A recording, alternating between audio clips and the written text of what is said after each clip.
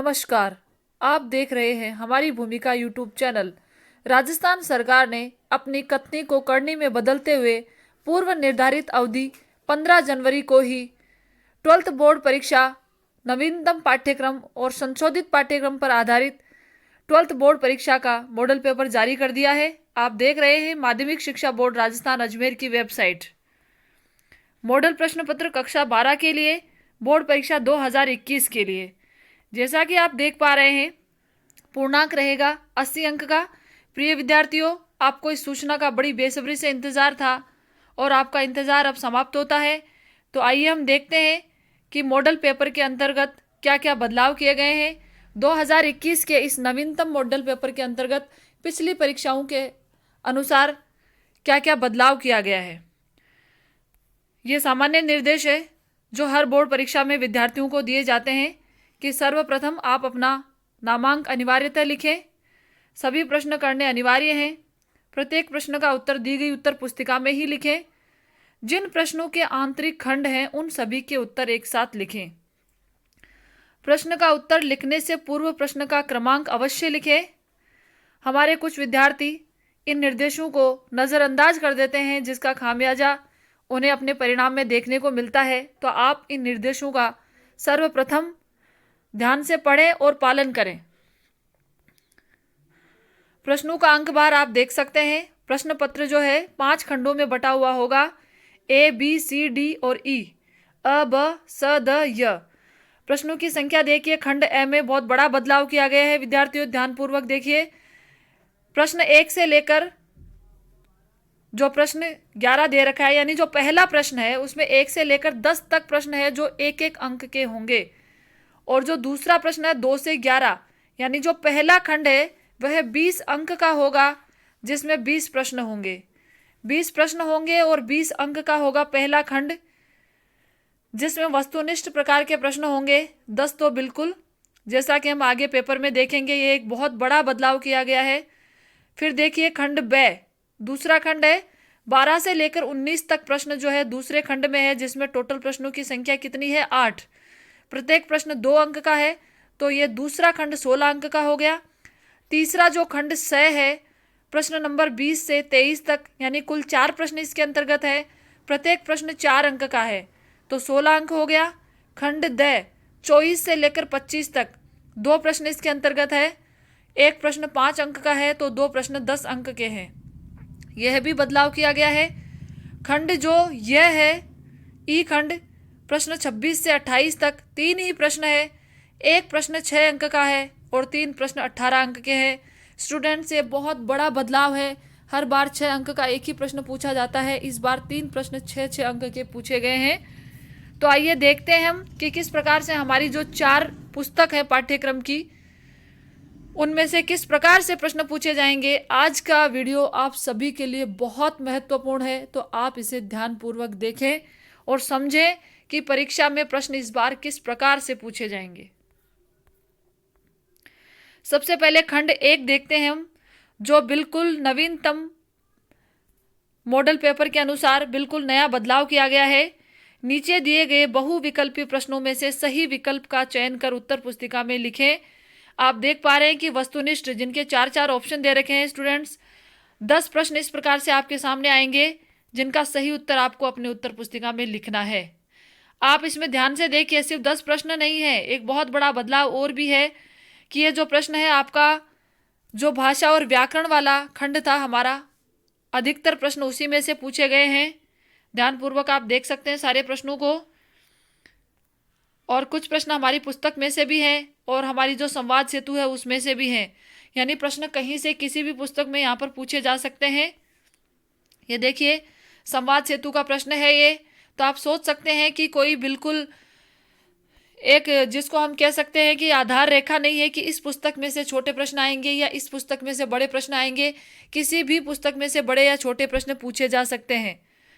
उसके बाद आप देख पा रहे हैं प्रश्न 2 से 5, 1 से 10 तक हम दे चुके हैं पहले प्रश्न में। प्रश्न दूसरे से लेकर 5वें तक आपके पास एक अपठित गद्यांश आएगा, जिसकी उत्तर सीमा प्रत्येक प्रश्न की 10 शब्द होगी, जिसमें आपको 5 प्रश्न पूछे गए हैं। 4 प्रश्न 2, 3, 4 और 5, 4 प्रश्न पूछे गए हैं जो एक एक अंक के हैं। उसके बाद आपके सामने एक अपठित पद्यांश आएगा जिसकी उत्तर सीमा भी प्रत्येक प्रश्न की 10 शब्द है, जिसमें से आपको 6 प्रश्न पूछे जाएंगे। ये आप देख पा रहे हैं 6 प्रश्न। इस प्रकार से 6 प्रश्न पूछे जाएंगे, वह भी एक एक अंक के होंगे। तो कितने प्रश्न हो चुके हैं अब तक? अब तक हमारे जो पास है 20 प्रश्न हो चुके हैं, 20 अंक के।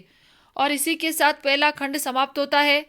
दूसरा खंड आप देख रहे हैं, सिर्फ खंड ना देखें, प्रश्नों को भी देखें कि कितना बड़ा बदलाव इस बार किया गया है। हर बार हम देखते हैं कि खंड जो क होता है उसमें अपठित गद्यांश और काव्यांश होता है, दूसरे में जो हमारे व्याकरण वाला पुस्तक में से प्रश्न पूछे जाते हैं, लेकिन इस बार सारी पुस्तकों को बिल्कुल सम्मिश्रण करके प्रश्न पूछे जा रहे हैं। दूसरा प्रश्न आप देख पा रहे हैं, 12वां प्रश्न, जिला कलेक्टर को एक पत्र का प्रारूप, एक पत्र लिखने के लिए प्रश्न लिखा गया है। जो हमारे पाठ्यक्रम में 3 प्रकार के पत्र सम्मिलित किए गए हैं उनमें से नहीं है। आप देख रहे हैं कि हमारे पास 5 प्रकार के पत्र थे, जिनमें से 2 हटा दिए गए हैं 50% सिलेबस के नाम पर, और 3 प्रकार के जो पत्र बचे थे जिसमें हमारे पाठ्यक्रम में था अधिसूचना, विज्ञप्ति और अर्धशासकीय पत्र, लेकिन यहाँ तीनों में से कोई सा भी नहीं नया पत्र दे रखा है। उसके बाद में आप देखिए इसी पुस्तक में से प्रश्न नहीं पूछे गए हैं। फिर सृजन में से पूछा गया है ठेले पर हिमालय, इस प्रकार से आप देख रहे हैं। फिर उसके बाद में 17वां प्रश्न देखिए, हट जा जिणे जोगिए, हमारी पीयूष प्रवाह में से प्रश्न पूछा गया है। तो आप देख रहे हैं कि इस बार हर खंड में हर पुस्तक को समाहित किया हुआ है, सभी का एक साथ किसी भी पुस्तक में से प्रश्न पूछे गए हैं। संवाद सेतु में से भी प्रश्न है। उसके बाद ये जो हमारा तीसरा खंड है स, इसमें भी इसी प्रकार से है प्रश्न 20, 21 और 22। देखिए बीच में ही निबंध जो हमेशा पत्र और भाषा व्याकरण के साथ पूछा जाता है, इस बार स वाले खंड में सम्मिलित कर दिया गया है। 4 अंक का है। इसी में संवाद सेतु के प्रश्न भी पूछे गए हैं, इसी में सृजन का प्रश्न भी पूछा गया है। तो 4 प्रश्न इसके अंतर्गत है। उसके बाद जो आप 24वां प्रश्न देख रहे हैं, यहाँ पर खंड नहीं दिया हुआ है, लेकिन ये खंड द है। कौन सा खंड? द है। 24वां प्रश्न, एक गद्यांश की सप्रसंग व्याख्या जो हर बार 4 अंक की पूछी जाती है, इस बार 5 अंक की पूछी जा रही है। इसके बाद आप देख रहे हैं इसमें अथवा में प्रश्न होगा आपके सामने, सप्रसंग काव्यांश की व्याख्या होगी, यह भी 5 अंक की होगी और इसमें भी आपको अथवा में प्रश्न मिलेगा।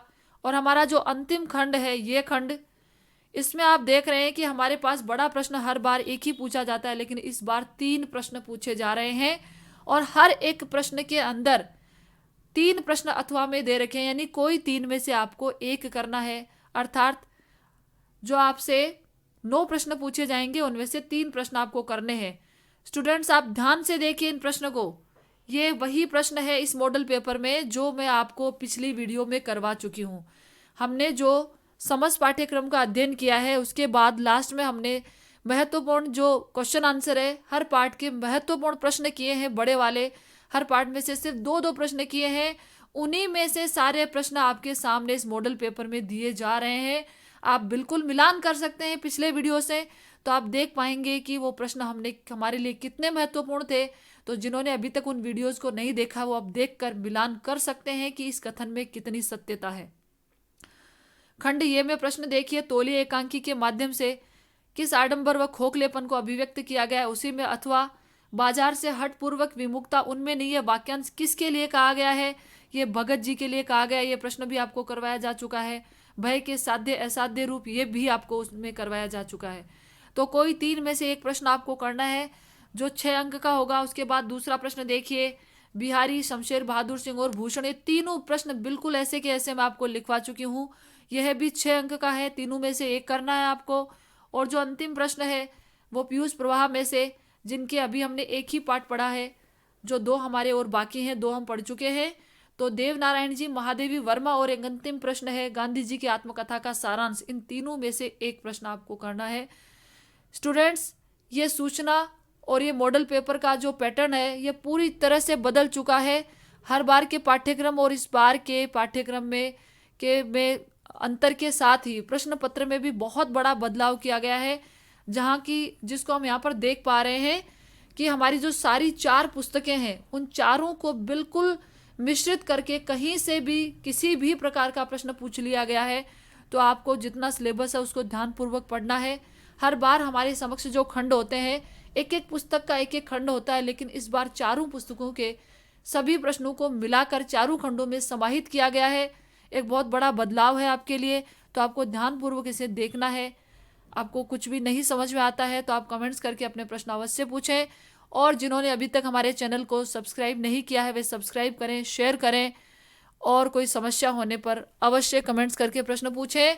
और इसमें जितने प्रश्न आपको अभी दिखाए गए हैं वे हमारे पिछले वीडियो में मैच होते हैं। आज के लिए इतना ही, धन्यवाद, फिर मिलते हैं।